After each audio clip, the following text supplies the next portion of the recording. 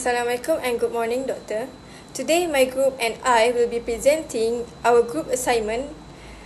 So, first of all, let me introduce myself. My name is Nur Shazah binti Muhammad Qasim. My group member are Alia Natasha binti Zulkifli, Nur Munira binti Muhammad Salim, and Nick Hasif Harid bin Nick Muhammad Roslan. Our presentation consists of two projects. Project 1 is a clamper circuit and project 2 is a voltage divider bias circuit. Now, I will begin with project 1, clamper circuit. A clamping circuit is used to shift a waveform either upward or downward to a different DC voltage level. The important point is that the waveform shape does not change, only its position shift. A clamping circuit consists of three main components, which is a capacitor, a diode, and a resistor. The capacitor stores electric charge, the diode controls the direction of current flow, and the resistor works with the capacitor to determine how long the capacitor holds its charge. The RC time constant should be large enough so that the capacitor does not discharge significantly when the diode is not conducting.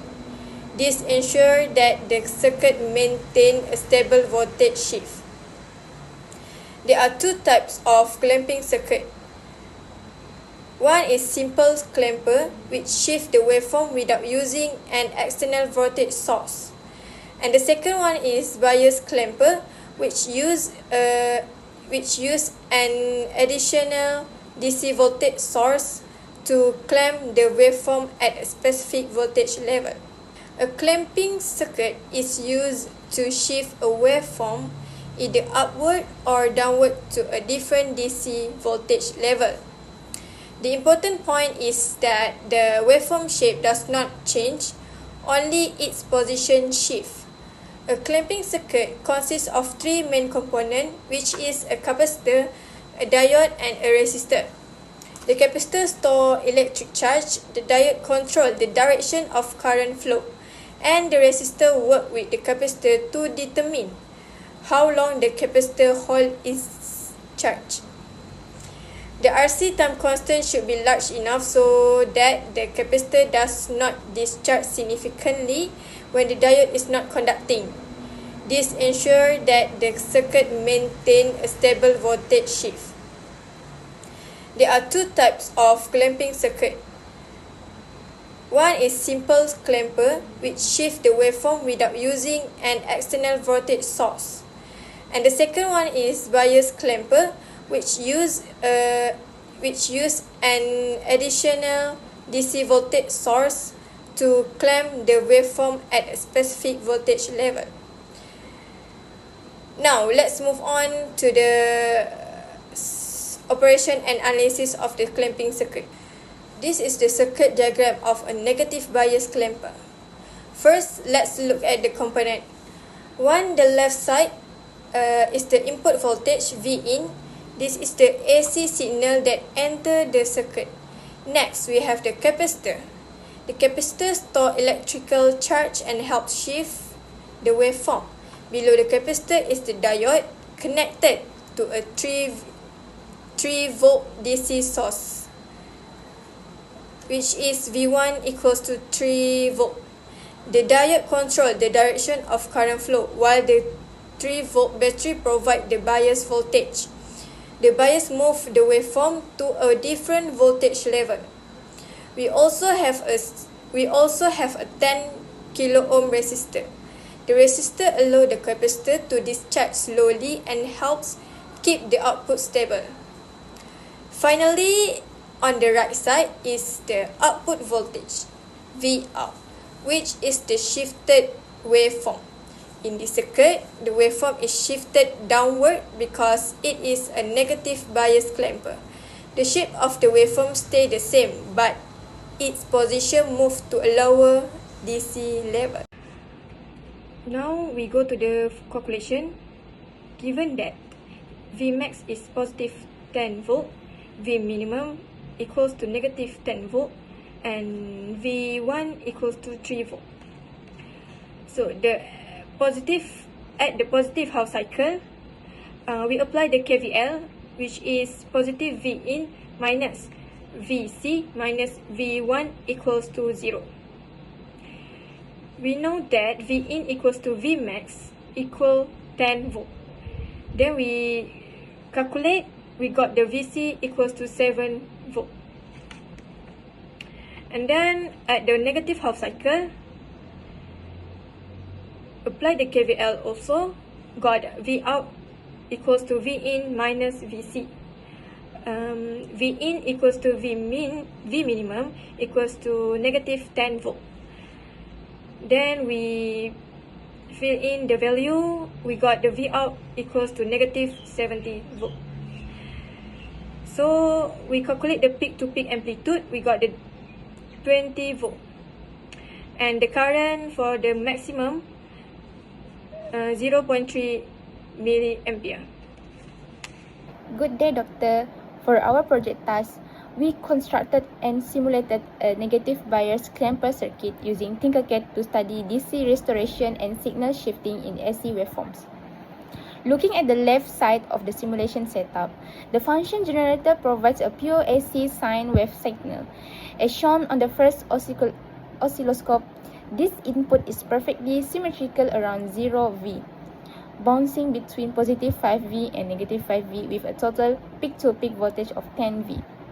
Now, looking at the right oscilloscope, and you can see the clamping effect. In this configuration, the diode points upward and is connected in series with a 3V DC bias source where its negative terminal face up. According to our theoretical KVL analysis, this locked the lowest point of our waveform exactly at our negative bias reference level of negative 3V. This shifts the entire waveform vertically upward and keeping the original shape and peak-to-peak voltage perfectly intact. So next, I will present a comparison between the theoretical analysis and the actual simulation results of my negative bias clamper circuit project task. So let's first look at the theoretical values derived in my notebook. Theoretically, we assume a sinusoidal input wave with a peak voltage Vmax of 10V giving a total peak-to-peak voltage of 20V running from positive 10V to negative 10V. The schematic represents a negative bias clamper, and the diode points upward and it is connected in series with a 3V DC bias source where the negative terminal face upward. Using Kirchhoff law, voltage law, KVL, during the negative peak, the capacitor charged up to Vc is equal to negative 7V. This sets our clamping level at V out is equal to negative V1 and equal to negative 3V. Therefore, theoretically, the lowest points of the wave are prevented from dropping to negative 10V and are locked at negative 3V, pushing the highest peaks up to positive 17V while maintaining the 20V peak-to-peak swing. Now, turning to my Tinkercad simulation, I implemented this exact circuit topology using a function generator, a capacitor, an upward pointing diode, a resistor, and a DC power supply set to 3 volt. In the simulation, the function generator is configured to an amplitude of 10V peak-to-peak, meaning it swings between positive 5V and negative 5V instead of the theoretical 20V peak-to-peak. So, despite the smaller input amplitude, the clamping behavior matched perfectly. As observed on the left oscilloscope, the raw input is perfectly symmetrical around 0V. Looking at the right oscilloscope, the output waveform retains its original sinusoidal shape but is shifted vertically upward, proving that the circuit effectively functions as a negative bias clamper. And to summarize the comparison, both theory and simulation show that the original shape and the 1 kHz frequency remains completely unchanged, proving the circuit works as a true clamper. Both methods successfully validate the negative biasing effect where the baseline reference is determined by the 3V DC source. The only difference is the scale, and in theory, using a 20V peak-to-peak involved clamps the lowest peak to negative 3V and elevates the top peak to positive 17V. In the simulation, Because a smaller 10V peak-to-peak input was used, the entire wave shifts slightly higher relative to its size, perfectly matching our mathematically shifting rules. So, in conclusion, the Tinkercad simulation successfully verified our theoretical KVL calculation, proving that the circuit effectively functions as a negative bias clamper. Thank you. So, let's moving on to the discussion session. I would like to highlight a few key findings from this project. The first one, we achieved a successful DC restoration. Both our theoretical calculations and the Tinkercad simulation clearly prove that the circuit successfully introduced a vertical DC shift.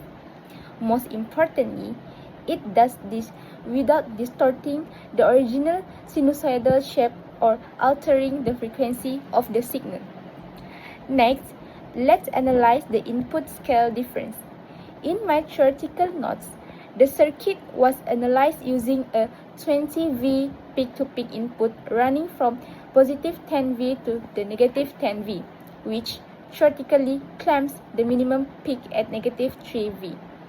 In the simulation, however, it was configured with a 10V peak-to-peak input from positive 5V to negative 5V. Our verdict here is that while the absolute voltage values on the screen look different due to the scale change, the core mathematical clamping behavior remains completely identical. Third, we must look at the role of the 3V bias voltage. The DC power supply in the circuit acts strictly as a reference level. This proves that by simply changing the magnitude or the polarity of this bias voltage, we can gain precise control over exactly where the baseline of the output wave rests. And finally, we observe that a minor difference between ideal versus practical component behavior and our theoretical formulas assume an ideal diode with a 0V forward voltage drop. And in contrast, the practical components in the Tinkercad simulation include a realistic minor voltage drop of approximately 0.7 volt. This explains the slight realistic shift in the final simulated output level when compared to pure textbook equation. To wrap up my presentation, I would like to take you through the final conclusion of this project. First, the primary objective has been achieved. This project successfully demonstrates and validates the practical operation of a biased negative clamper circuit. Second, regarding our theory versus simulation validation, the Tinkercad simulation results align beautifully with our theoretical KVL calculation, and it confirms that the expected upward vertical shift of the waveform happens exactly as predicted on the paper. And our main technical takeaway here is that the circuit effectively shifts the AC signal's DC baseline, all while perfectly preserving the original frequency, shape, and peak-to-peak voltage. And finally, this project proves the design flexibility of the circuit, and we can clearly see that the final clamping level can be precisely adjusted and controlled simply by changing the value of the external DC bias voltage. Next, we are going to explain about project 2, which is voltage divider bias. Okay, now I will presenting voltage divider bias circuit, which one of the most common BJT biasing circuit. The objective of this presentation to explain how to analyze a voltage divider bias circuit and calculate two important parameters, which are the collector current IC and the collector emitter voltage VCE.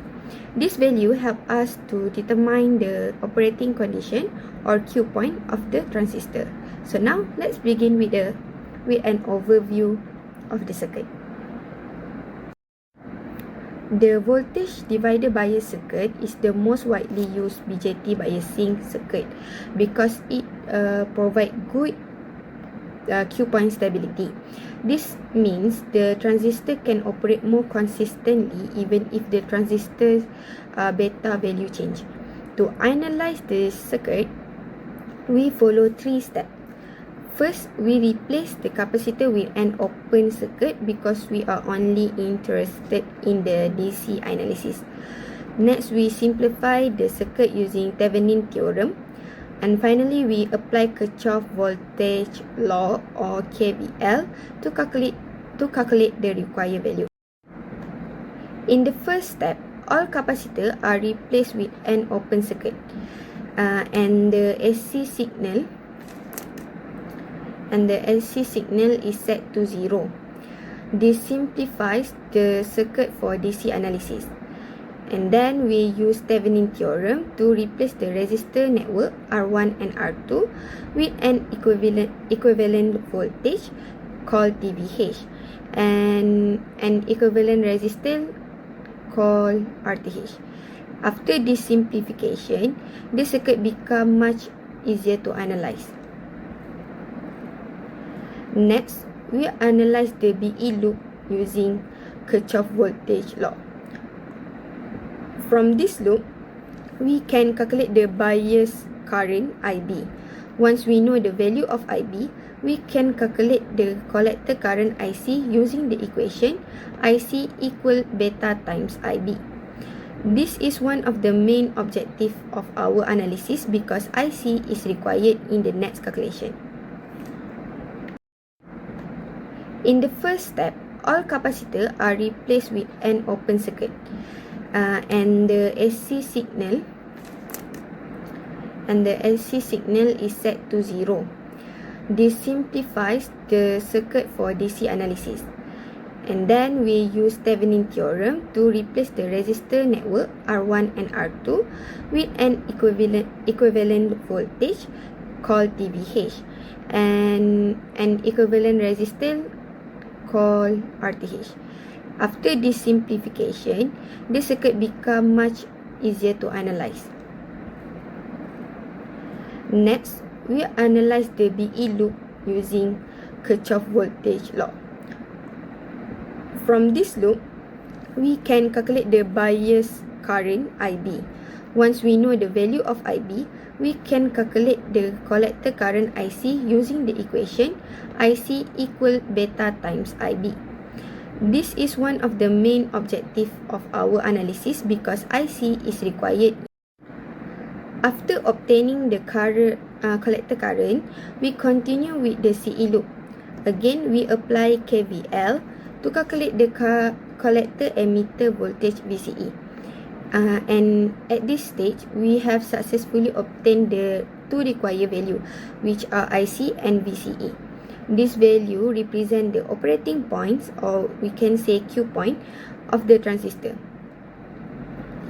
This slide shows an example of the complete calculation. First, we calculate VTH and RTH. Then we determine the value of IB, IC and VCE.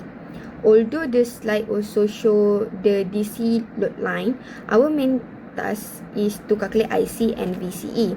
This graph is only used to illustrate the transistor operating point. After obtaining the collector current, we continue with the CE loop. Next, this slide will show the screenshot of the simulation that I made using TicketChat. The circuit is powered by a 12-volt DC power supply and use an NPN transistor as the active component. The two resistors connected to the base form the voltage divider network, which provides a stable base voltage and help maintain a stable operating point or Q point.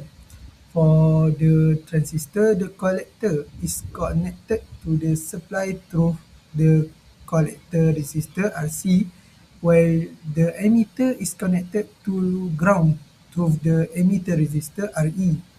The emitter resistor improves thermal stability and helps prevent large change in collector current. To verify the circuit, I measure the collector current IC and the collector emitter voltage VCE using TicketChat measuring instruments.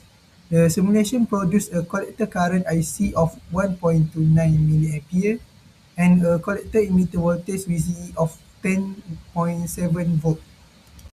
Next, let's look at the result comparison. Based on the analysis, the theoretical collector current IC was calculated to be 1.11 milliampere, while the ticker chart simulation produced a value of 1.29 milliampere. The difference of approximately 0.18 milliampere, about 60%, indicates that the simulation result is reasonably close to the theoretical calculation. For the collector emitter voltage (VCE), the theoretical value was 8.45 volt, whereas the simulation result was 10.7 volt. Although there is a difference of approximately 2.25 volt, both values indicate that the transistor is operating in the active regions, since the VCE is well above the saturation voltage, approximately 0.2 volt. Next one is the discussion. The difference between the theoretical and simulation results are mainly due to the assumption made during the manual calculation. In the theoretical analysis, the transistor parameter were assumed to be constant, with beta equal to 100 and VBE equal to 0.7 volt. However, the transistor model used in TickerChart is more realistic. It considers the actual characteristic of the transistor, where the current gain beta and base emitter voltage VBE may vary depending on the operating condition.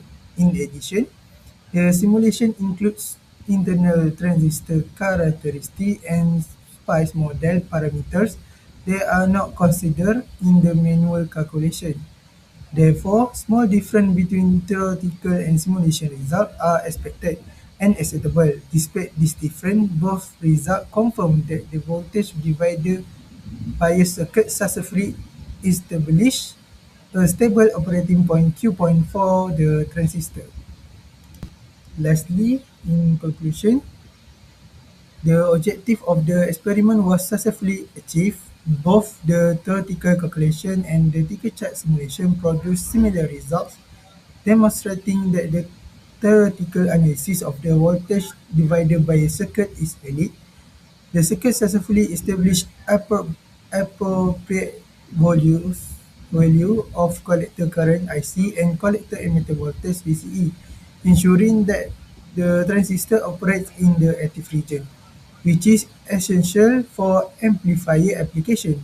The minor differences observed are mainly due to the realistic transistor model used in the simulation and the simplifying assumptions made in the theoretical calculation.